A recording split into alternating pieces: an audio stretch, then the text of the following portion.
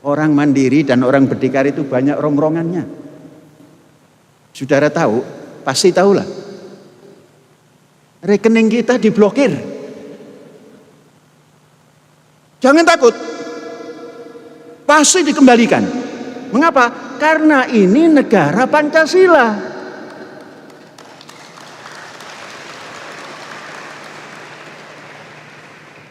Mungkin kalau negara rampas-merampas, rampasannya dibagi-bagi, itu bisa jadi. Tapi ini negara Pancasila, Mas. Indonesia Raya, Mas. Takut? Saya bertanggung jawab. Jangan pernah takut. Kalian bisa makan. Saya punya cara.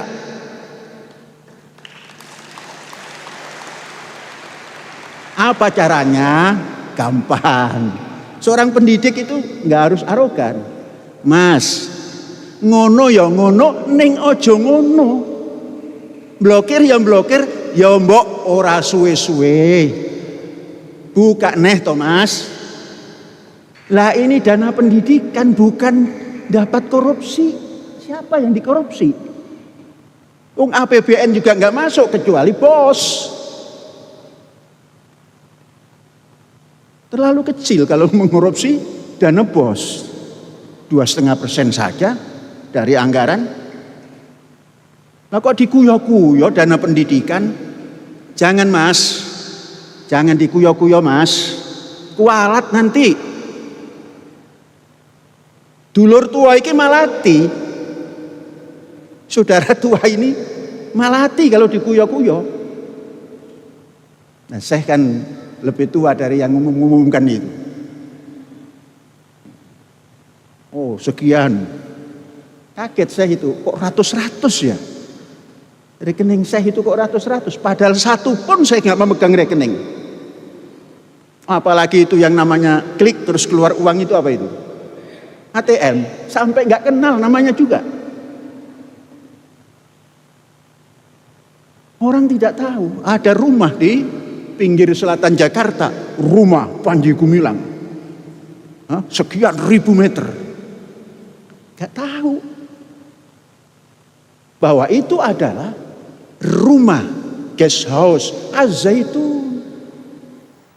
Itu adalah pernyataan dari Panji Gumilang setelah rekening-rekeningnya diblokir. Terlihat masih percaya diri. Mbak Leni, apa yang bisa didapatkan dari apa yang disampaikan oleh Panji Gumilang ini? Mbak Leni mengetahui semua bagaimana kemudian cara memberi makan ataupun juga biaya pendidikan terus berjalan walaupun rekening diblokir? Iya, jadi yang saya dengar sekarang itu di sana sedang menghimpun dana cash karena rekening diblokir kan. Saat ini sedang berlangsung seperti itu? Menghimpun dana cash, apalagi nanti kan besok-besok tuh ada 1 Muharram dan sudah disiapkan juga untuk kedatangan umat-umat yang orang dalam itu sudah mulai berdatangan ke sana, infonya seperti itu. Jadi dia nggak begitu khawatir karena 1 Muharram itu akan mendapat dana cash banyak gitu. Jadi dari istilahnya lempar jumroh gitu. Itu gede-gedean infak itu dari tiap wilayah itu. Ada acara apa di sana pada saat 1 Muharram nanti? Ya 1 Muharram itu tetap aja ujung-ujungnya infak gitu, menghimpun dana gitu. Baik. Tapi memang di sini udah kelihatan panik kok.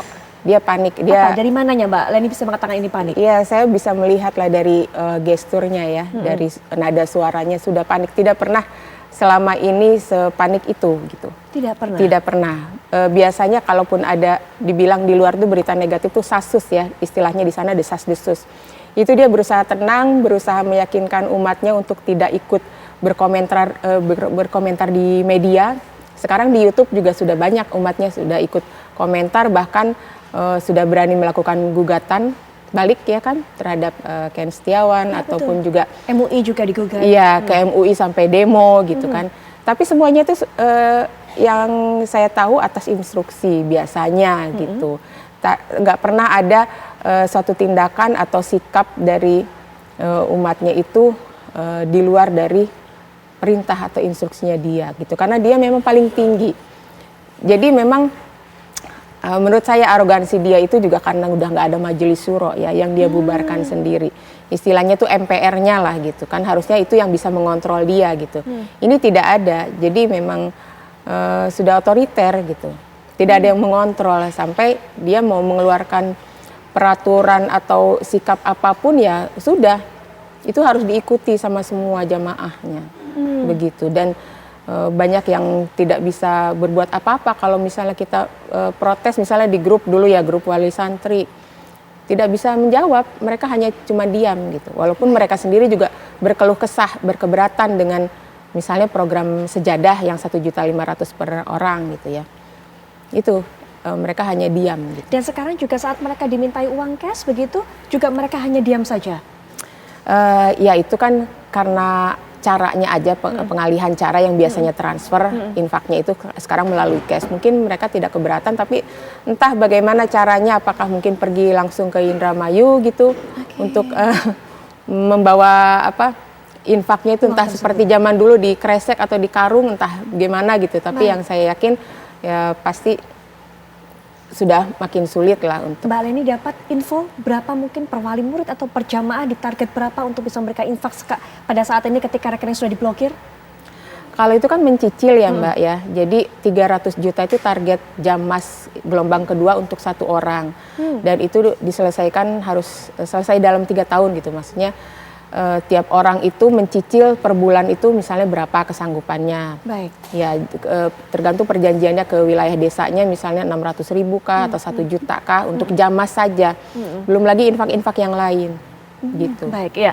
Pak Iksan, kalau tadi juga melihat apa yang sudah dinyatakan oleh Panji Gumilang setelah rekeningnya blokir ataupun juga ditutup, tapi kemudian juga ia masih berani melakukan gugatan perdata kepada MUI, apa yang Pak Iksan bisa baca mengenai hal ini, tindakan dari Panji Gumilang? Ya, kalau dia menyampaikan yang tadi, ya, saya kira ya salah satu bentuk protes Panji Gumilang karena rekeningnya diblokir itu ya biarkan aja. Itu kan membangun musuh bersama ya. Jadi membangun antipati bersama kepada Panji Gumilang. Itu biarkan saja, memang semakin hari tampaknya dia semakin banyak sekali ocehan-ocehan yang sebenarnya tidak terlalu produktif ya, dan tidak mengganggu kalau soal itu ya. Jadi biarkan saja. Dan mengenai gugatan Panji Gumilang menggugat MUI, ya saya pikir juga itu gugatan yang salah alamat ya, karena sesungguhnya bukan MUI yang digugat, ya, tetapi Panji Gumilang yang harus menyampaikan klarifikasi atau tabayun pada saat kami bersurat dan kami datang dan kami hadir di sana, itu semuanya tidak direspon dengan baik. Jadi sesungguhnya hari ini Panji Gumilang bukan berhadapan dengan MUI, tapi berhadapan dengan umat Islam.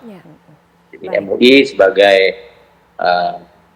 alamat dari umat Islam, wadah dari berkumpulnya para ulama, para zuama, para cendekiawan Muslim, ya tentu tidak layak, tidak pantas kalau MUI digugat. Dan selama ini tidak pernah Majelis Ulama Indonesia itu digugat dengan hal-hal yang akibat perilaku seseorang, karena memang kami Majelis Ulama Indonesia tidak pernah menghukumi orang, tetapi menghukumi suatu perbuatan siapapun orangnya. Itu pun sifatnya adalah pandangan atau anjuran, pandangan keagamaan. Jadi tidak pas kiranya apabila Panji Gumilang kemudian menggugat MUI. Namun demikian ya silakan, karena sebagai warga negara tentu dia punya hak untuk mengajukan gugatan, dan kami anggap ya ini biasa saja, tidak perlu ditanggapi dengan dengan serius lah ya, karena ini hanya bentuk mengalihkan perhatian saja saya kira. Terima kasih. Ya, baik Mas Heri, kalau tadi Mbak Leni mengatakan sudah terlihat panik dari saat menyampaikan hal tersebut Panji Gumilang. Mas Heri, apakah juga melihat ada nada-nada ancaman dalam ucapan Panji Gumilang? Ya, ini kalau saya melihatnya begini ya Mbak Putri ya. Dari pernyataan tadi dan pernyataan Pak Kiai, Pak Iksan, ini kan sebenarnya satu bicara MUI ini kan sebenarnya bukan hanya MUI ya yang memberikan statement ini dan harus dilihat dari konteks ini bukan masalah pribadi MUI, tapi juga ada pendapat dari NU, dari Muhammadiyah yang dimintakan oleh penyidik. Nah, sehingga apa yang dilakukan oleh Panji Gumilang ini saya berpikirnya ini kemudian ditarik antara MUI versus Panji Gumilang. Padahal tadi kan sudah dikatakan mungkin ada statement dari Pak Kiai Iksan bahwa ini sebenarnya bukan persoalan tadi, ini persoalan antara umat Islam yang tadi versinya MUI tadi kan. Jadi satu mencoba menarik ke ranah privat, satunya mencoba menarik ke ranah publik sehingga hukum pidana muncul di sana. Nah, dalam persoalan penyampaian tadi ya mungkin yang lebih memahami Mbak ya karena sudah lama bergaul dengan beliau, tahu gesturnya seperti apa.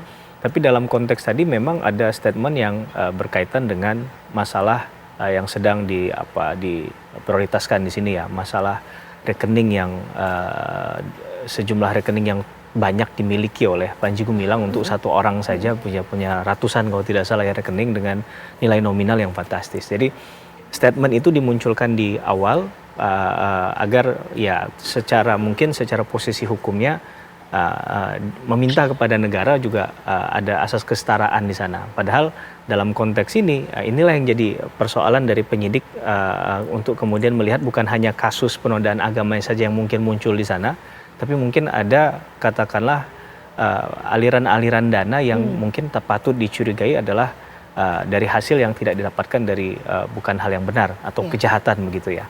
Nah, jadi dari statement tadi saya rasa itu yang kemudian perlu digarisbawahi. Dan pendapat dari yang bukan hanya dari MUI ini yang menurut saya juga perlu untuk kita pertegas nantinya dalam proses penyidikan. Karena dengan pernyataan itu untuk menghilangkan tadi ya skema yang mungkin dipikir oleh Pak Panji ini akan kemudian bisa mengaburkan dugaan tindak pidana yang dilakukan karena beliau mengakukan muslim. Apakah mungkin saya misalnya seorang muslim menurut Panji Gumilang itu melakukan penistaan atau penodaan agama juga?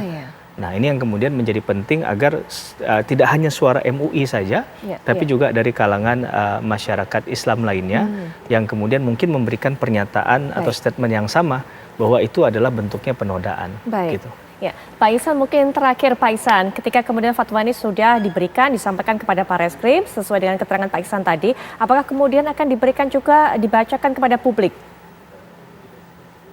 Ya, saya kira itu menjadi haknya Mabes Polri ya untuk dibacakan atau tidak, disampaikan atau tidak.